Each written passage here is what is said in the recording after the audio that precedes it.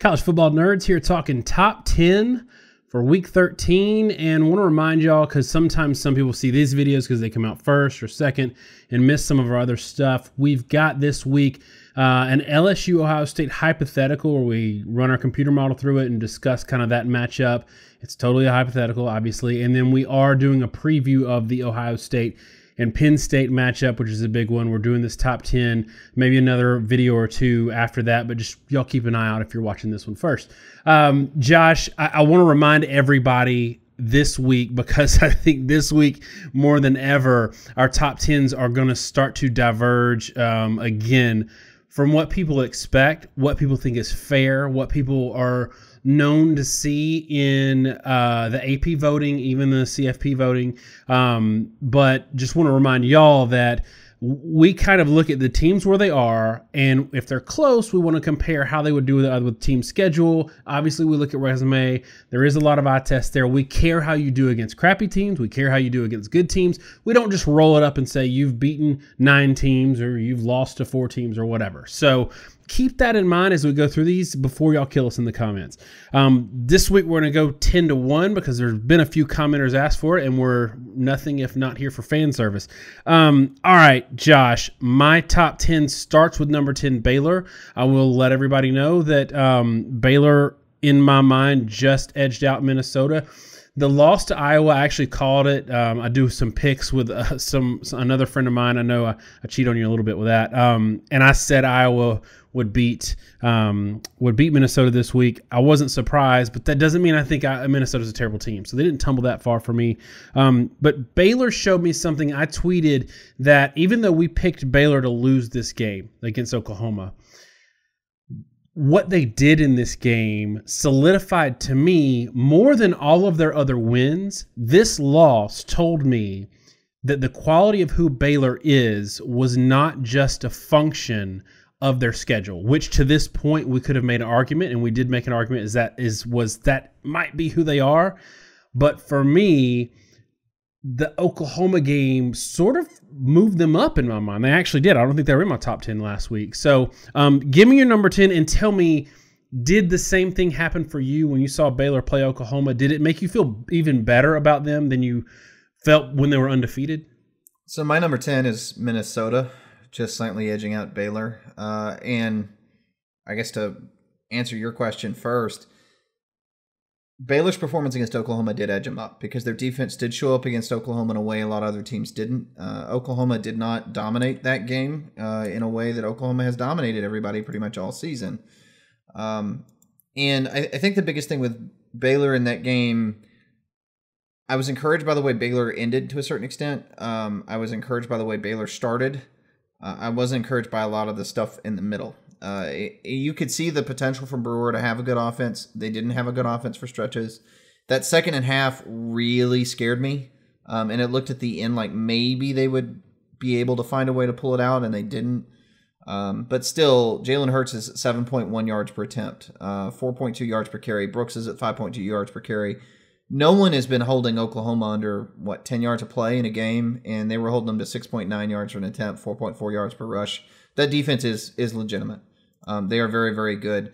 The reason I have Minnesota higher, though, is I was concerned by the fact that Baylor did, after they came out gangbusters, just stalled completely for multiple drives offensively. And if they had just had any production in the second half, right, they just needed one touchdown in that second half against a not overly good defense, they win the game. That's why I have Minnesota instead of Baylor. And I think before we even get to the rest of the rankings, I think we can talk about some teams we don't have in. You want to talk a little bit about Penn State and versus Iowa and versus Minnesota in that 10 spot now? Only if you promise to be somewhat nice to Penn State fans, since we do need them to watch the Penn State-Ohio State video for our numbers. So don't piss them off, at least until they get to that video, okay? Okay. So there's a difficulty here in putting, if I put Minnesota 10, and I'll go ahead and say they don't have Penn State ahead of them. Penn State, Minnesota, Iowa, and I would even throw the Wisconsin in that mix. There's not a lot of separation, both in my mind and I think on performance on the field. Iowa They beat Minnesota. Minnesota falls in the rankings, but Minnesota beat Penn State. I don't think it's necessarily silly, but I think it's a little short-sighted that Penn State ends up at 9 and Minnesota ends up at 11.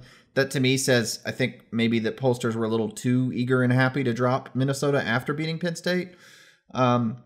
Minnesota still beat Penn State, and I don't think it was a fluke. In fact, again, I think Minnesota is a little more complete on both sides of the ball than Baylor because their offense has generally showed up every week for the past several weeks. Now, there's an argument there with a sort of round robin issue with Iowa, and Iowa beats Minnesota, Minnesota beats Penn State beats Iowa. Wisconsin's sitting there 2 losses, but at this point, I feel like I can pretty safely say that's only because they've had to play Ohio State. Those teams all seem really close. Now, there's 2 ways you can take it, and this is going a step further. One, where do you place them all? I think Penn State secondary shows real issues. I think Penn State's offense shows real issues and probably isn't as good as Minnesota's on the whole. That's why I have Minnesota 10. If you want to make an argument for Penn State 10, I have no problem with that. There were points in that game where Penn State looked maybe more talented than Minnesota. They just didn't play as well. I think quarterback position's a lot better for Minnesota. That's really the only reason why Penn State would be a good deal. If you swap quarterbacks, I think Penn State would be a good deal higher in my mind. But, and this is the part where I'm probably not going to make those Penn State fans happy for a second, but this isn't really their fault.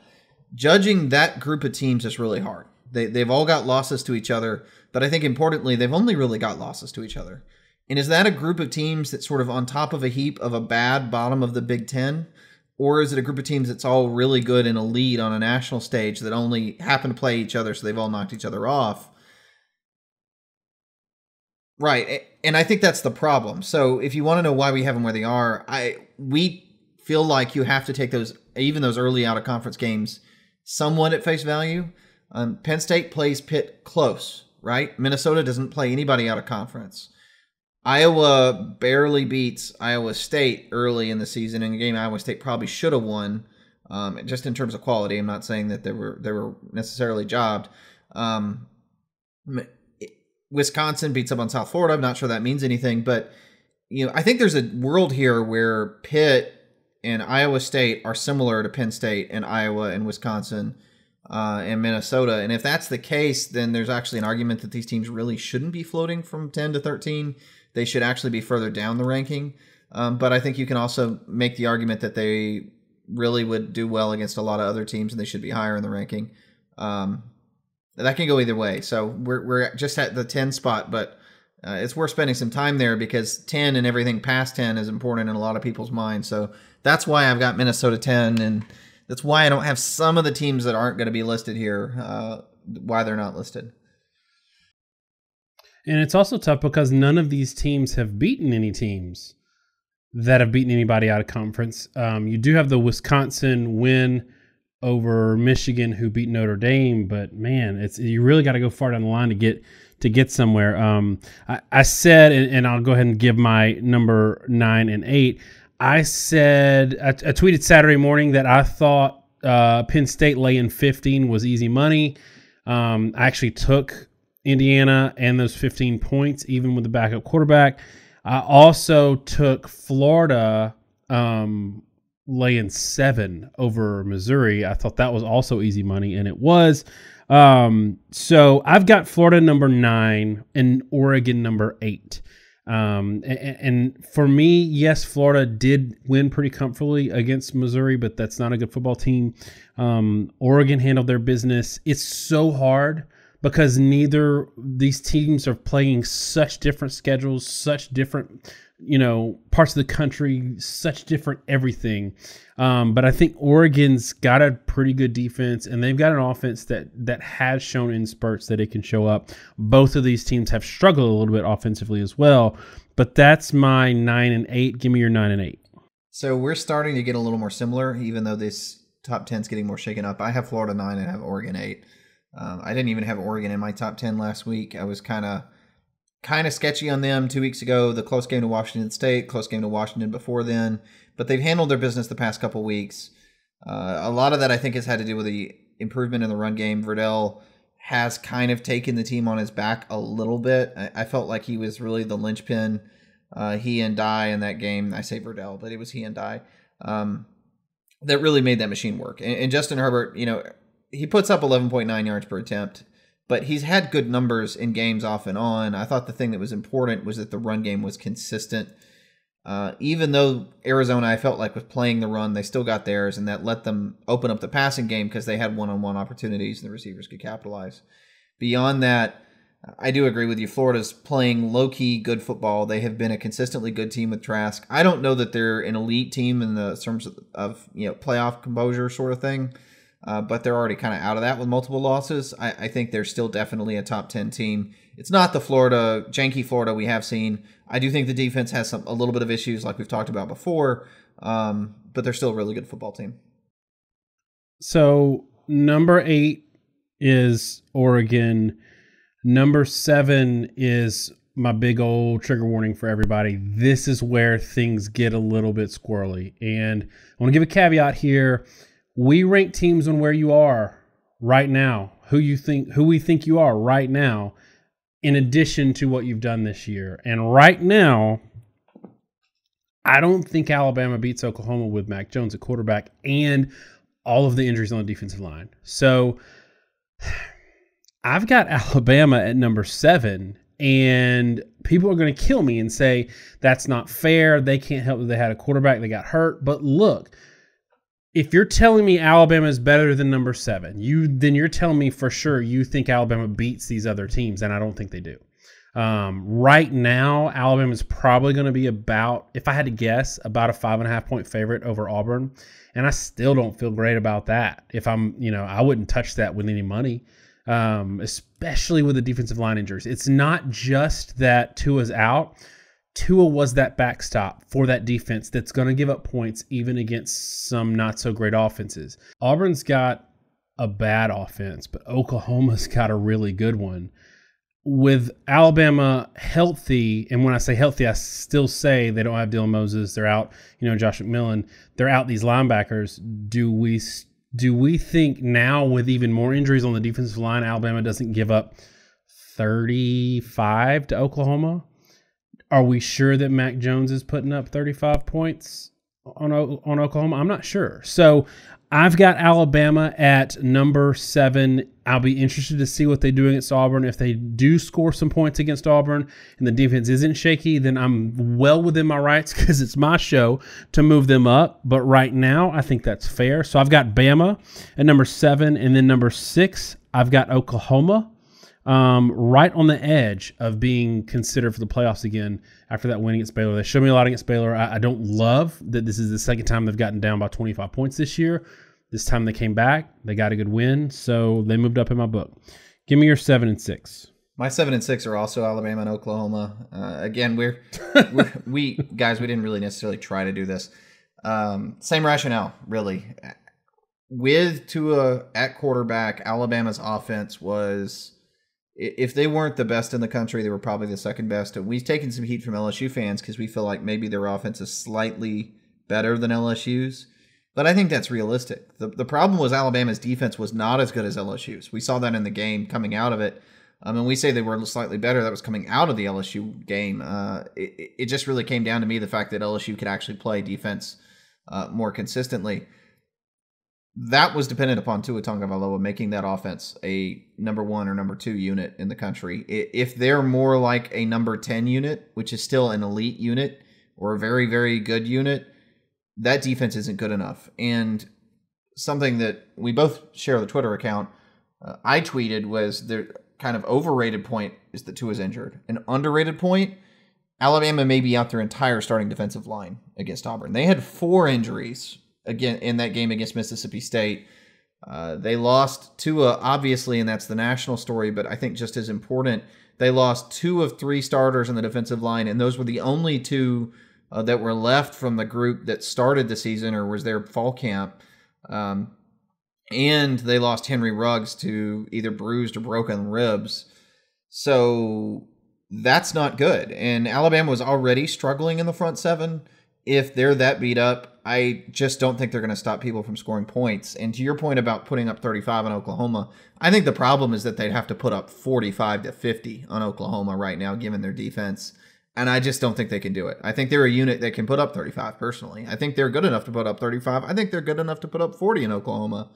I think they got to probably put up 50 in that game, given their current defensive situation. And that's kind of snowballed to really drop them down my rankings. Oklahoma, I'll give them credit. They fought against Baylor. They kind of got hit in the mouth more than we've seen. We've seen a little bit of hints of things we talked about preseason where Jalen is not the efficiency passer that they are used to the past couple of years. He is a power runner. And we've gone back with some other shows, and I'm going to kind of poke RG Young here a little bit. Something that we called out, and I called out a lot, is when push came to shove, Oklahoma was going to turn back to the power run game with Jalen Hurts. And there is zero doubt that's what they did, especially in the second half of that game against Baylor. That's what got them over the hump. They still have that tool in their toolbox, and with everything else they have going on, it's extremely hard to defend. But I think it was telling to me with Oklahoma that they had to do that they couldn't just keep throwing the ball down the field and put up 12 yards an attempt. Somebody that has a really good defense can slow them down. And for them to be any higher than 6, I think they would have to be operating at a better level offensively, because I know defensively they're okay this year. They've been slipping, but they're not going to keep, an Ohio State or an LSU below 40 or 50 points. And if their offense can be slowed down that much by a fast, good physical defense, it's hard for me to put them any higher. And it's interesting now because a lot of the narrative is everybody wants to see Jalen play Alabama. And now that Alabama might have fallen out of the playoffs, that was a possibility. But with Oklahoma winning this game, they're probably going to be Big 12 number 1. And if they don't get in the playoffs, they're going to play SEC number 2, and that's going to be Georgia. Who is my number 5? I'm going to give my 5, 4, and 3, so we can have a little drama for 2 and 1. 5, 4, and 3, I've got Georgia, Utah, then Clemson. That's right. Utah number 4. With Alabama vacating what I thought was a reasonable 4th spot, I know Georgia fans think we hate them. I got hate for picking Georgia 21-17 after the game that finished 21-14. You got hate for picking Auburn to win 17-14. Our model picked it 20-20, and it was almost 21-21 with Auburn having the ball and the chance to score in that third in the end of that game. We were so absolutely all over that game, but what disappointed me about it was Auburn's defense, or Auburn's offense, or Georgia's defense neutralized Auburn more offensively than I even expected, and Georgia couldn't do anything with it. I don't think Auburn is really a top 15 team. I think they're right around that, but Georgia has now consistently struggled, 1-score wins, and I know they were a little that Florida game was not as close as it looked in the final score, but we're still seeing this big drop from 3-4 or 4-5, and Georgia is part of that big drop, in my opinion. For whatever reason, that offense is just not there for me. That defense is awesome.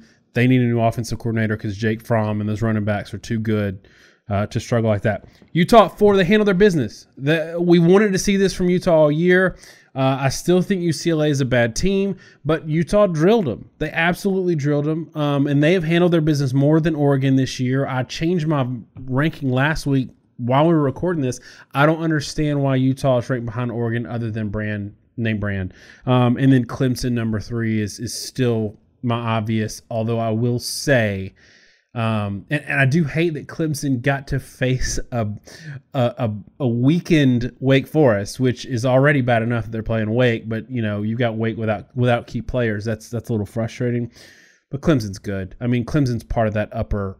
They're part of the first before the gap to me. So Georgia, Utah, Clemson are my 5, 4, and 3. Give me yours. My 5, 4, and 3 are Utah, Georgia, and then Clemson. Utah 5, Georgia 4, Clemson 3. Again, a lot of the same rationale. I have Utah a little further back, but like you said, they're handling their business, and they're handling their business with aplomb. They're crushing teams like UCLA. They still had a close game again 2 weeks ago with Washington. Not really sure if Washington is or is not a good team. I think they may be. That's a tough place to play, though. That's a really tough place to play, and Washington's not a bad team. I'm not mad about that. Well, and what I was about to say is I think there's a real shot in Washington's heavy defense. Washington may actually be a pretty darn good team that just keeps managing to lose, I should say, close games. And a lot of those games have been against really good teams. They dropped a stupid one against Cal. I'm not sure that Washington isn't actually a pretty darn good team. It's just kind of slipped up a bunch. But when you're evaluating Utah, I don't really want to punish Utah because Washington screwed up elsewhere. I will say, if you're a Pac-12 fan, that's the problem with some teams in other conferences like Missouri. It's easy to say, well, Missouri, they're a crappy opponent. Sometimes teams like Missouri at times has played really good football this year. And at times I've lost to Wyoming. And they're not consistent in any way. South Carolina has been a little bit like that, especially early in the season, though they've collapsed. Everybody does that. It happens in football. You got to be careful with the transitive stuff at looking at somebody's opponents. You kind of have to look at their good day and their bad day, because sometimes teams like Washington or Missouri, to a lesser extent, can be better than their record. But Utah has handled their business. They're very physical in a conference that right now still isn't showing a ton of physicality. I think an underrated team. I agree with you on Georgia. I have them number 4, but I'm also, like you, I'm a little bit skeptical. I think they're athletically on a different level than Utah, to be honest. I mean, this is probably, there's probably the 4 most talented teams. If you want to go 1 to 40, with all due respect to Clemson, it's really Ohio State, LSU, Alabama, and Georgia. Clemson's 5 in that list, 1 through 40. Now, their starters are as good or better than everybody else. But Clemson's number 20th player to number 40th player is not on the same league as LSU, Ohio State, or Georgia. And the same is true of Utah. There's just a ton of depth. Georgia can rotate in a million positions. But here's where I'm trying to get to.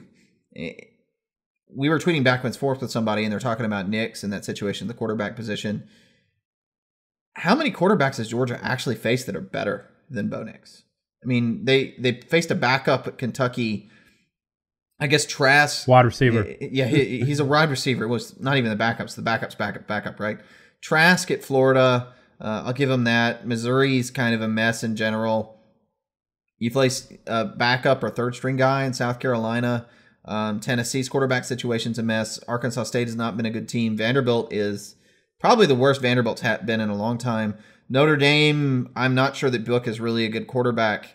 So I don't know that they've faced what I would call a top 40, top 50 quarterback this year. Maybe outside of Trask. And Trask is good, but more than anything, I think Trask is just consistent enough to make use of the weapons that Florida actually has had. And it was a year or two ago, I pointed out that Florida probably had, if not the best, then at least the second best wide receiving core in the SEC East. This year, they probably have the best wide receiving core in the SEC East. Hell, they may have the third best receiving core in the SEC.